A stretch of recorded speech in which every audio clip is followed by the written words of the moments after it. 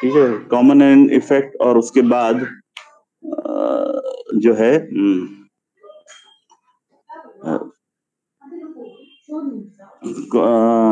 Chemical activities की बात करी थी।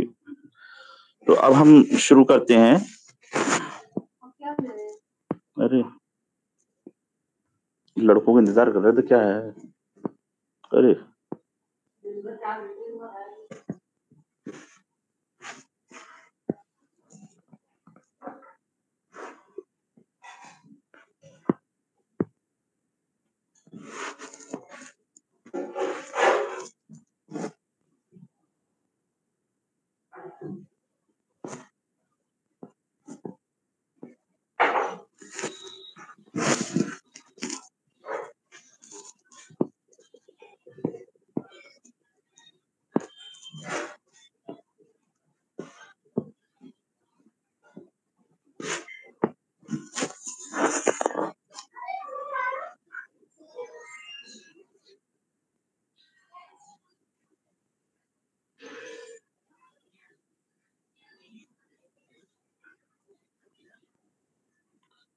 दिख रहा है आप लोगों को?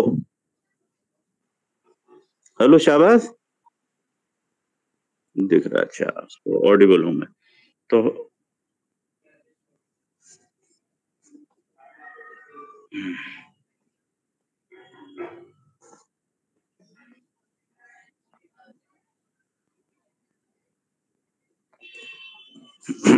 बीच में बोल देना अगर ना दिख रहा हो या आवाज ना आ रही हो तो बताना उसमें।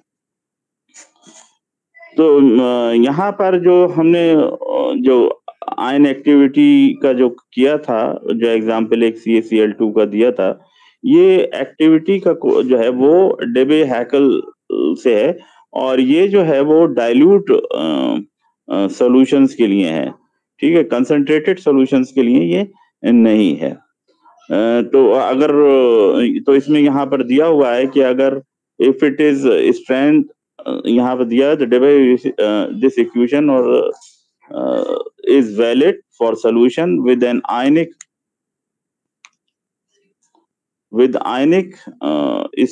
स्ट्रेंथ ऑफ 0.1 और लेस अप्रोक्सीमेटली ऑफ 500 मिलीग्राम पर लीटर वाला। ये जो है, जो ऊपर वाला पहले वाला जो फार्मूला था तब लगेगा वो जब डाइल्यूट होगा सोल्यूशन। कभी कभी हायर आयनिक स्ट्रेंथ भी होती है या हायर कंसंट्रेशन के सॉल्यूशंस होते हैं, उसके लिए जो एक्टिविटी कोफिशिएंट निकालना होता है तो उसमें ये फार्मूला दूसरा दिया गया है जिसको डेविस इक्वेशन कह रहे हैं ये। ठीक है, डेविस इक्वेशन से निकालेंगे। एक होता है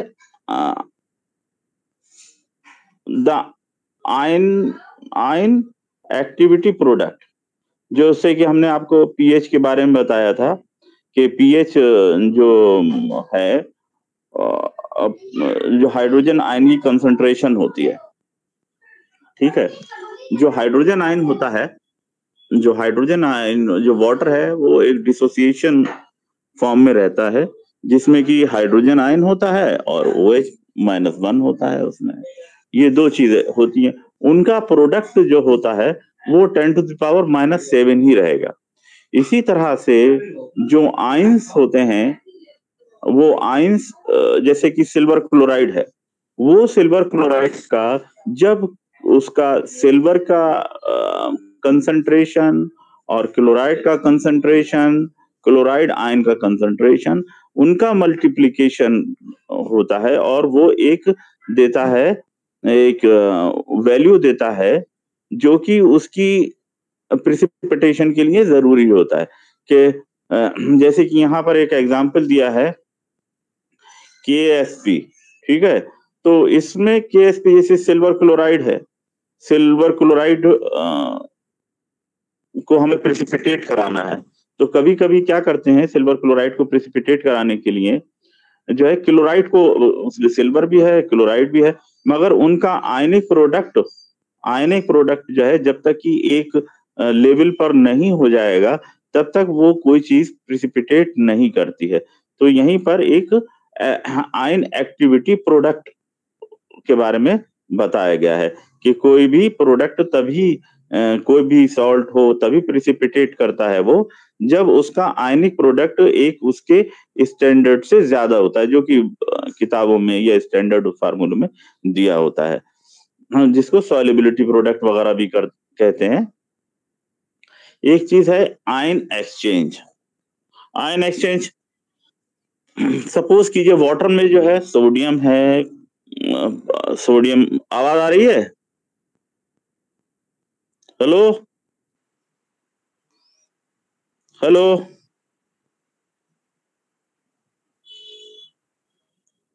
हेलो, अरे बोलो भाई, आ रही है? हेलो।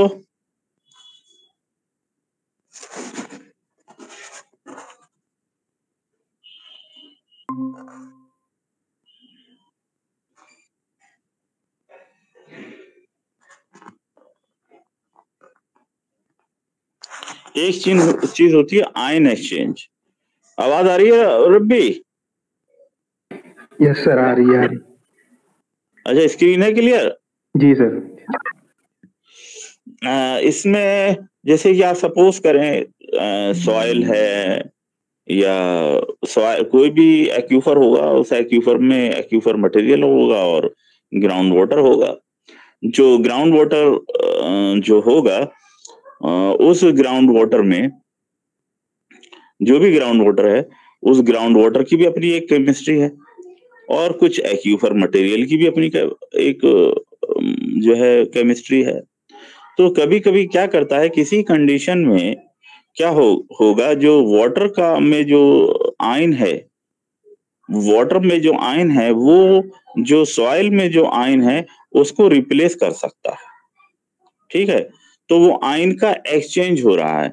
जैसे कि वाटर में अगर सोडियम ज्यादा है, वाटर में अगर सोडियम ज्यादा है, तो वो जो सॉइल होती है, उस सॉइल का में जो कैल्शियम होता है उसको नॉकआउट कर सकता है।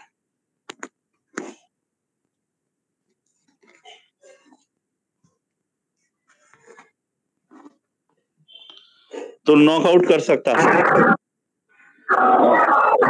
सॉइल में जो सोडियम है, ग्राउंड वाटर में भी सोडियम है, तो और कैल्शियम भी है, सब चीजें हैं। तो किसी एक कंडीशंस में ऐसा होता है, ये आयंस जो है ग्राउंड वाटर में जो आयन है वो सॉइल के आयन को नॉकआउट कर सकता है। नॉकआउट कर सकता है मतलब सोडियम जो वाटर का सोडियम जो है वो सॉइल के कैल्शियम को निकाल सकता है, या उसके मैग्नीशियम को निकाल सकता है, या वाटर का में जो कैल्शियम है, वाटर में जो कैल्शियम है,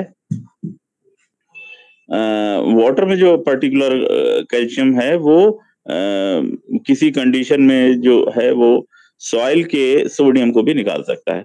तो ये आयन एक्सचेंज रिएक्शंस होती हैं। तो देखिए, under certain condition the ions attracted to solid surface may be exchanged for other ions in aqueous solution। ठीक है, जो कि हम बता रहे हैं कि उसको नॉकआउट कर सकता है। This process is known as ion exchange. ठीक है, both cation exchange and anion exchange में अकर।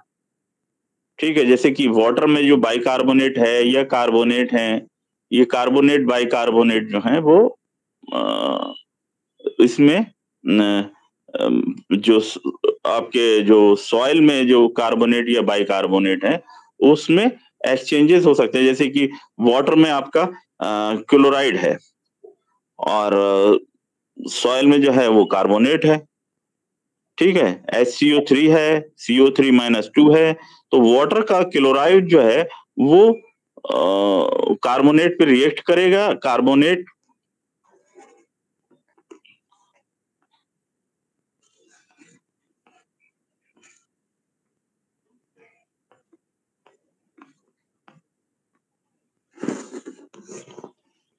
तो जो कार्बोनेट पे रिएक्ट करेगा और उसको नॉकआउट एक्सचेंजेस हो सकते हैं।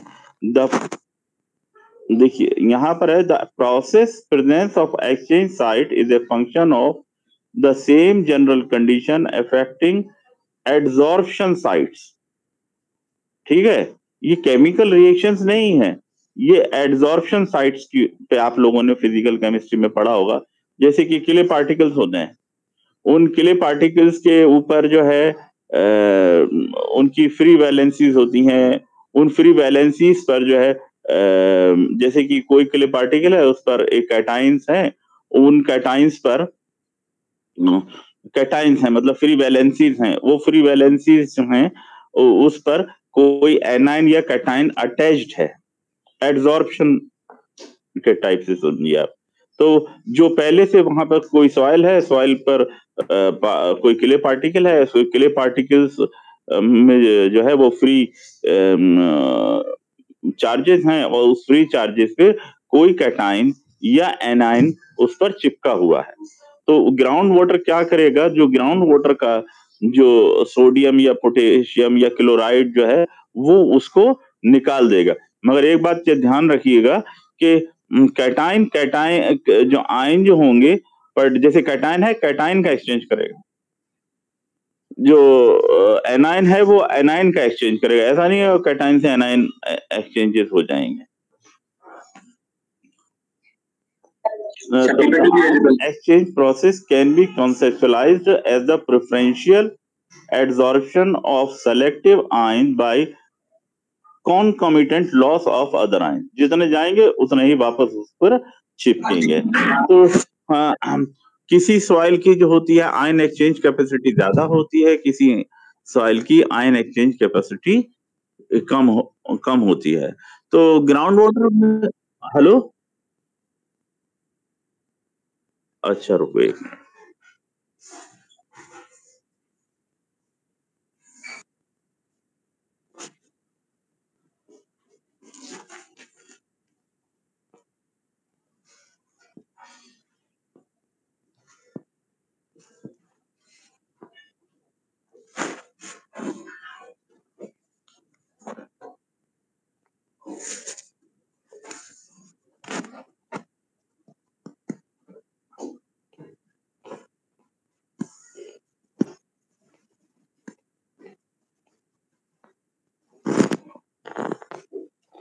अब विजिबल है? तो किसी सॉइल की आयन एक्सचेंज कैपेसिटी या एक्यूफर मटेरियल की कुछ अलग होती हैं, कुछ अलग तरह की होती हैं। जैसे कि अगर क्ले पार्टिकल्स हैं उस एक्यूफर मटेरियल में तो उनकी आयन एक्सचेंज कैपेसिटी अच्छी होगी, और अगर खाली सिलिका है उसमें या मिनरल है, खाली कोई सिलिकेट मिनरल है, तो उनकी आयन कैपेसिटी अच्छी नहीं होती हैं। और जैसे कि किसी ऑर्गेनिक मटेरियल होता है, ऑर्गेनिक मटेरियल की आयन एक्सचेंज कैपेसिटीज बहुत ज्यादा होती हैं। तो ये आयन एक्सचेंज कैपेसिटीज को देखिए हम करते कैसे हैं, किसी भी सॉइल है उस सॉइल की आयन एक्सचेंज कैपेसिटी को हमें निकालना है। अब उस आयन एक्सचेंज कैपेसिटीज को निकालने के लिए जो है हम 100 ग्राम सॉइल या जो भी एक्यूफर की आयन एक्सचेंज कैपेसिटीज को निकालने के लिए हम जैसे कि कैटाइन एक्सचेंज निकालना है, कैटाइन उसमें कितने ऐसे हैं सॉइल के पार्टिकल्स के ऊपर लगे हुए जिनको हम एक्सचेंज कर सकते हैं ग्राउंड वाटर के आयन से। तो हम हर सॉइल की एक कैटाइन एक्सचेंज कैपेसिटी हो सकती है और एक एनाइन एक्सचेंज कैपेसिटी हो सकती है। तो हम सॉइल को जो है कैटाइन एक्सचेंज कैपेसिटी जानने के लिए 100 ग्राम सॉइल लेते हैं, 100 ग्राम सॉइल लेकर के उसमें अमोनियम हाइड्रोक्साइड मिलाते हैं, अमोनियम हाइड्रोक्साइड मिलाते हैं। उस अमोनियम हाइड्रोक्साइड क्या करता है कि जो अमोनियम आयन जो है वो उसको नॉकआउट कर देता है, जो भी उन सॉइल के पार्टिकल्स के ऊपर जो दूसरे कैटाइन लगे होते हैं उनको नॉकआउट कर देता है और अपने आप जाके वहां पर उस एडजॉर्प्शन साइट पर पहुंच जाता है। तो जब हम 100 ग्राम सॉइल को लेते हैं उसको अमोनियम हाइड्रोक्साइड में या अमोनियम एसीटेट होता है, शायद अमोनियम एसीटेट होता है वो, ठीक है, देख लेना, इसमें दिया हुआ है। अमोनियम एसीटेट को उसको शेक करते हैं, शेक करने के बाद उसको कुछ देर रखने के बाद फिर उसको उससे जो अमोनियम एसीटेट जो होता है उसको अलग कर लेते हैं। फिर उस अमोनियम एसीटेट में कैल्शियम, मैग्नीशियम, सोडियम, पोटेशियम निकालते हैं। वैसे तो अमोनियम एसीटेट में किसी तरह कैल्शियम पोटेशियम वगैरह नहीं था। अब जो कैल्शियम और मैग्नीशियम जो आया है वो उसकी एक्सचेंज साइट से निकल कर आया है, ठीक है। इसलिए उसको हम कैटायन एक्सचेंज कैपेसिटी कहते हैं। ये cation exchange capacity anion exchange capacity भी हो सकती है। इसका देखिए अभी इसका रोल पता लगेगा कि क्या होता है। देखिए इसमें डिफरेंट सॉइल्स दी होंगी, उनका ऑर्डर भी दिया है। देखिए इसमें सॉइल को दिया हुआ है। जैसे जैसे फ्रैक्शन छोटा होता जाएगा वैसे वैसे एक्सचेंज कैपेसिटीज बढ़ती जाती हैं, ठीक है। और उनका ऑर्डर ऑफ एक्सचेंजेबिलिटी के बारे में यहाँ पर दिया है, ठीक। अब इस एक्सचेंज का क्या होता है, जो हम सार निकालते हैं, सार जो है कभी भी सॉइल का नहीं निकाला जाता है। सार जो होगा वो हमेशा जो है वो ग्राउंड वाटर का निकाला जाता है। उस ग्राउंड वाटर में sodium by divided by calcium plus magnesium by 2 जो है वो जो है सारी एक वैल्यू आ गई। तो ये सार वैल्यू सिर्फ ये बताता है कि इस तरह का पानी जब आप इस्तेमाल करेंगे, अगर हाई सार वाटर इस्तेमाल करेंगे तो ये हाई सार वाटर जो है वो ग्राउंड में जाएगा, एक्यूफर मटेरियल के कांटेक्ट में आएगा। एक्यूफर मटेरियल के कांटेक्ट में आने के बाद जब वो उसके कांटेक्ट में आएगा तो वो जो सोडियम है, जो ग्राउंड वाटर का सोडियम है, वो कैल्शियम और मैग्नीशियम जो सॉइल में के जो पार्टिकल्स हैं उनकी एड्सॉर्प्शन साइट पर कैल्शियम और मैग्नीशियम है उसको नॉकआउट कर देगा। तो धीरे धीरे क्या होगा, जो सॉइल है उसमें सोडियम की परसेंटेज बढ़ती जाएगी और कैल्शियम और मैग्नीशियम जो है ना वो ग्राउंड वाटर में ज्यादा होता जाएगा, ग्राउंड वाटर में होता जाएगा। तो ज्यादा से ज्यादा तो काफी दिनों तक अगर हम इस्तेमाल करते रहे हाई सार वाटर तो हमारा सॉइल में सोडियम इकट्ठा हो जाएगा और वो जो सॉइल जो होगी वो सैलाइन सॉइल हो सकती है। ये सार का इस्तेमाल है कि सार जो है वो एक्सचेंज साइट्स पर हाई सार वाटर जो है एक्सचेंज साइट्स पर जाकर के, जो कि कैल्शियम मैग्नीशियम वगैरह जो जुड़े रहते हैं यहाँ पर पार्टिकल से, उनको उठा के वो नॉकआउट कर देता है और सोडियम वहां पे जाके लग जाएगा। तो आपके ग्राउंड वाटर में तो कैल्शियम मैग्नीशियम आ रहा है मगर जो ग्राउंड वाटर का सोडियम है वो जाके सॉइल में लग जा रहा है। तो धीरे धीरे सॉइल की में जो है सोडियम की परसेंटेज बढ़ती जाएगी और सॉइल जो है वो सैलाइन होता जाएगा। अब इसका है कि हाई सार वाटर का से हमें क्या नुकसान होते हैं।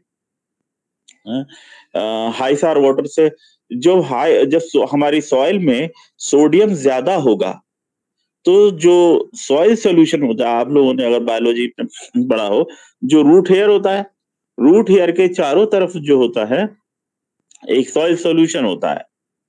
वो जो सॉइल सोल्यूशन होता है वो पौधे के लिए काम की चीज होता है। सॉइल सोल्यूशन में जो वाटर है उसमें कैल्शियम मैग्नीशियम वगैरह सब है। तो वो कैल्शियम मैग्नीशियम पानी के साथ उसके रूट हेयर में होते हुए और पौधे को मिलते रहते हैं। अगर यहाँ पर आप सॉइल में हाई सोडियम कर दें, जब हाई सोडियम आप कर देंगे तो कैल्शियम और मैग्नीशियम तो वहां पे है ही नहीं। जब कैल्शियम मैग्नीशियम तो है ही नहीं क्योंकि वो पहले से ही जाता जा रहा है। तो वाटर जो है, वाटर का फ्लो जो है वो जड़ में नहीं जाएगा, रूट हेयर्स में पास नहीं हो सकता क्योंकि एटमॉस्फेरिक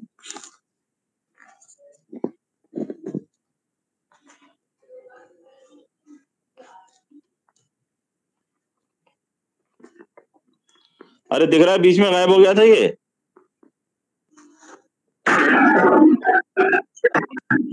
है विजिबल नहीं है। अच्छा अच्छा बिल्कुल।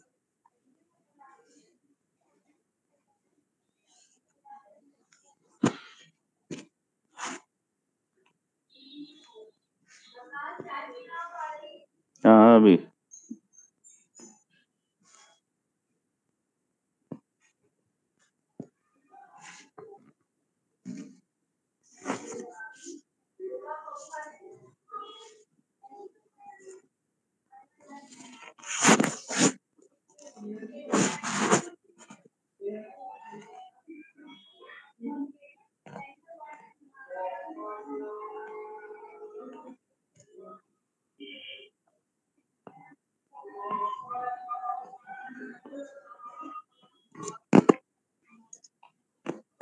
तो अब दिख रहा है?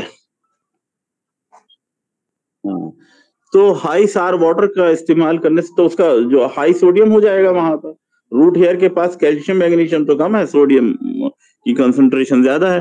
जब सोडियम की कंसंट्रेशन वहाँ पर ज़्यादा होगी, तो उसका ऑस्मोटिक प्रेशर जो है वहाँ पर सॉइल सॉल्यूशन का ऑस्मोटिक प्रेशर जो है वो ज़्यादा हो जाएगा और जो रूट हेयर के अंदर जो प्रोटोप्लाज्म है, उसका ऑस्मोटिक प्रेशर जो होगा, वो कम होगा। तो पानी बजाय सॉइल सॉल्यूशन से रूट हेयर में जाने के बजाय जो रूट हेयर का पानी जो है वो बाहर निकलने लगेगा, जिससे कि प्लांट के रूट हेयर खत्म हो जाएँगे और वो प्लांट जो है वो पानी नहीं मिल पाएगा और मर जाएगा। ये सार का इस्तेमाल है। इसलिए हम जो सार जो है it is for the irrigation purpose, ठीक है? सार का जो इस्तेमाल है वो अगर वाटर को हम इरिगेशन पर्पस के लिए यूज़ कर सकते हैं कि या नहीं, ये इसके लिए है। ड्रिंकिंग वाटर क्वालिटी अगर आप कर रहे हैं, तो सार से कोई उसका मतलब नहीं है। तो ये सब जो अभी हमने बताया आपको आयन एक्सचेंजेस, सार, ये सब फर्स्ट यूनिट में है। अब जो सेकंड यूनिट है वो क्या पढ़ा रहे हैं? इज़रार साहब क्या पढ़ा रहे हैं इज़रार?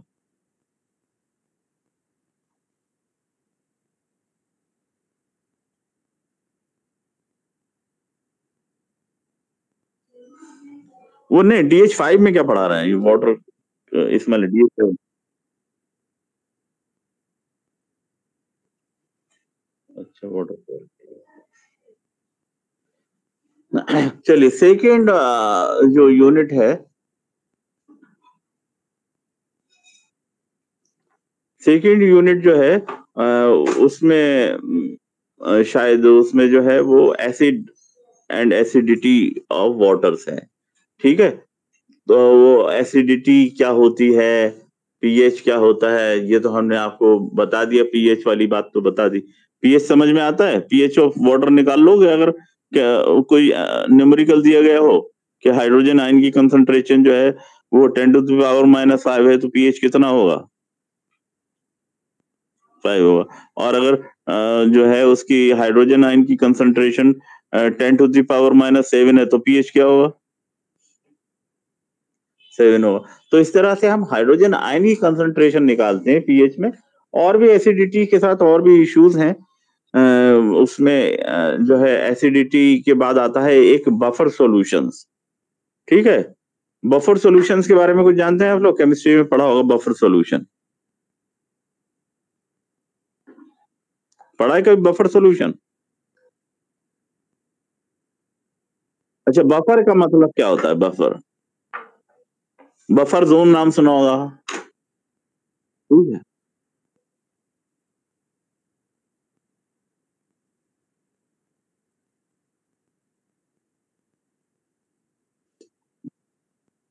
ठीक है, इसी तरह से हमारी जो बॉडी में या कोई भी बायोलॉजिकल अ, एनवायरनमेंट होता है, उस बायोलॉजिकल एनवायरनमेंट में जो है वो पीएच बहुत इम्पोर्टेंट करता है। अ,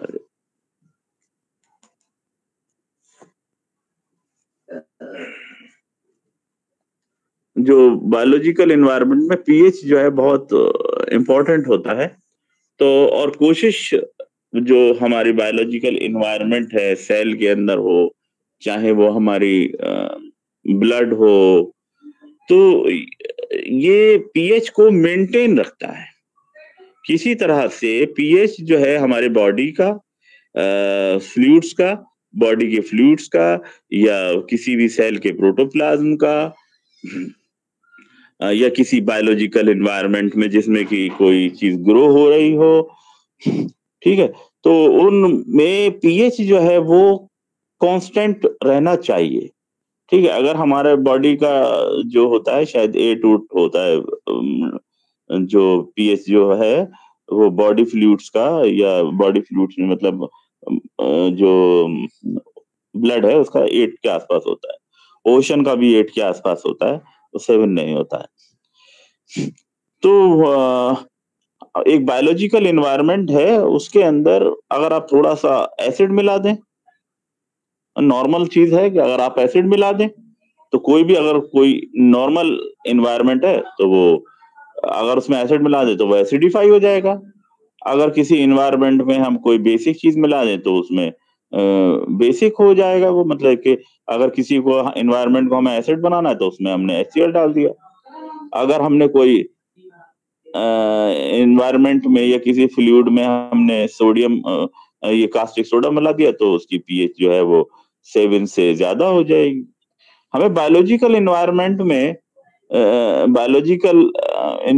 में जो है पीएच उससे एक सी बनी रहे, ऐसा होना चाहिए।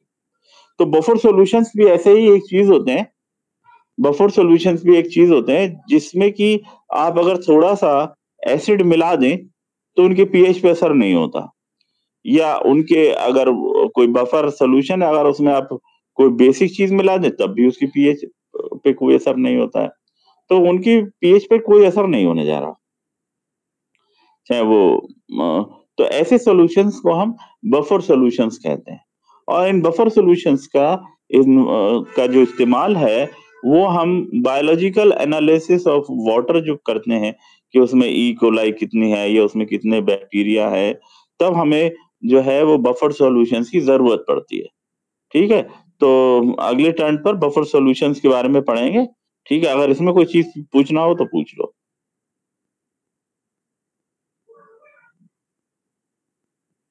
कोई चीज़ नहीं पूछनी है?